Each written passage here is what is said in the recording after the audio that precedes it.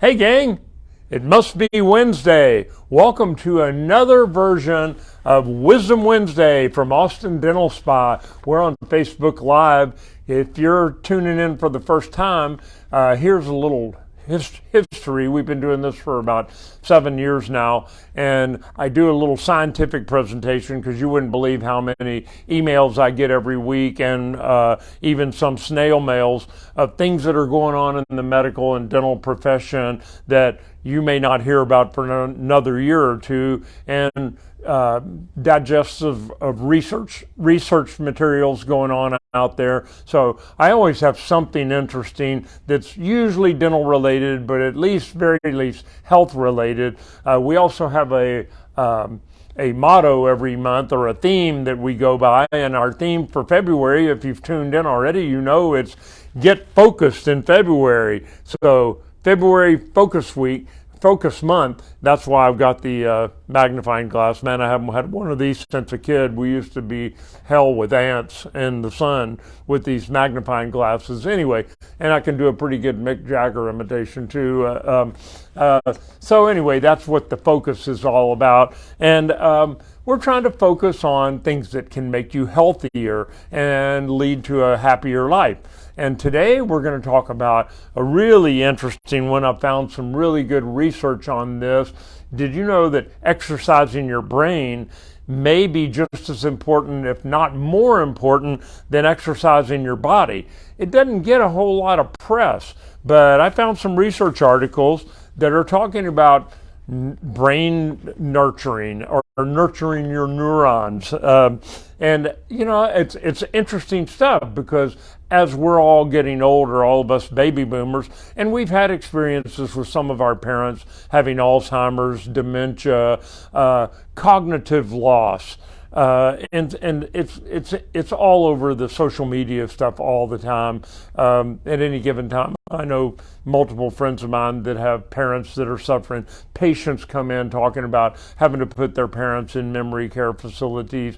We had to do that with my mom a couple of years ago. It's difficult stuff. So, and it's scary to think that, what about our generation? What's going to happen to us? So they're starting to do a lot of research on this, to figuring out how to slow down the cognitive decline or reverse it completely. And it's not all about things that you eat.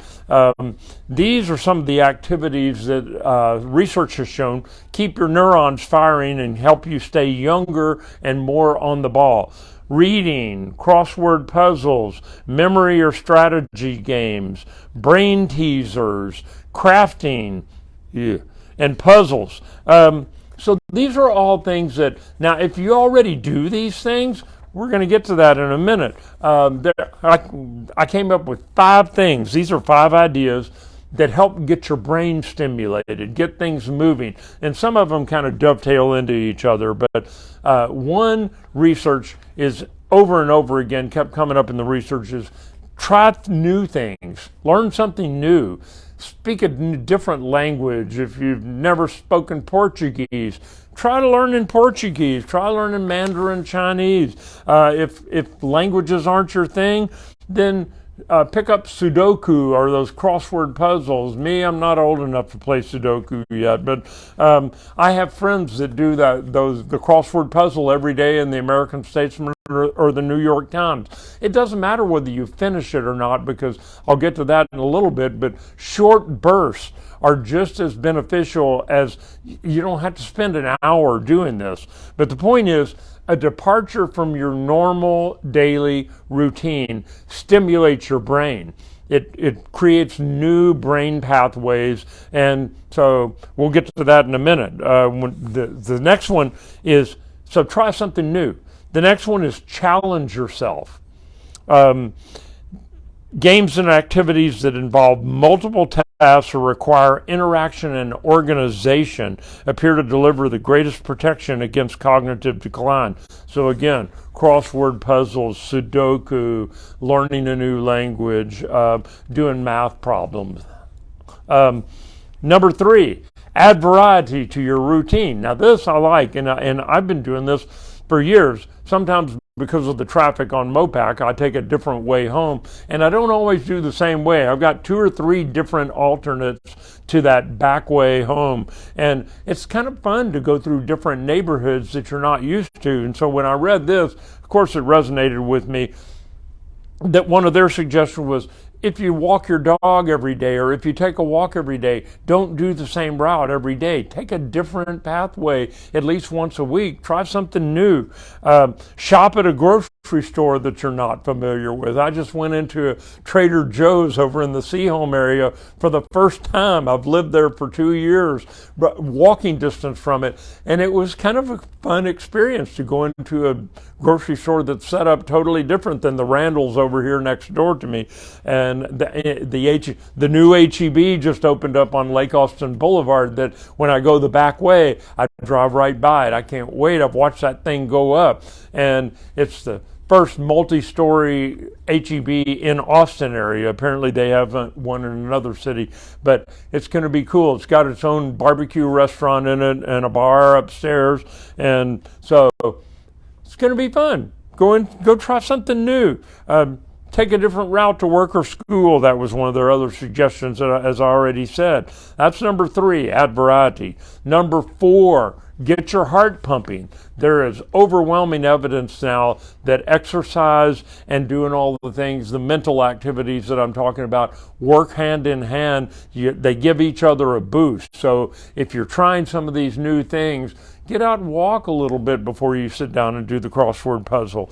But some studies found that just 40 minutes of brisk walking a day in an older adult increased their cognitive recognition. So number 5, and finally, commit to something every day. I didn't say commit to something new every day. I said commit to something every day. Set aside time every day to try something new, or to learn that new foreign language, or to work the crossword puzzle. Get those mental muscles moving. And so those are things that it's out there in the research. I just picked all this up on the internet. Those short bursts are all you need. You don't have to spend an hour. 10, 15 minutes can make a difference. Who knew that taking a different route home from work every once in a while might actually protect you from Alzheimer's and dementia? So, health tip of the week, since we're talking about brain energy and brain health, what fruit would you think is the one overwhelming fruit that is brain boosting? Fact. Take a guess. Blueberries. Blueberries and other of the deeply colored berries, it doesn't get much darker than the blueberries, deliver, they're called anthocyanins. And they're a group of plant compounds.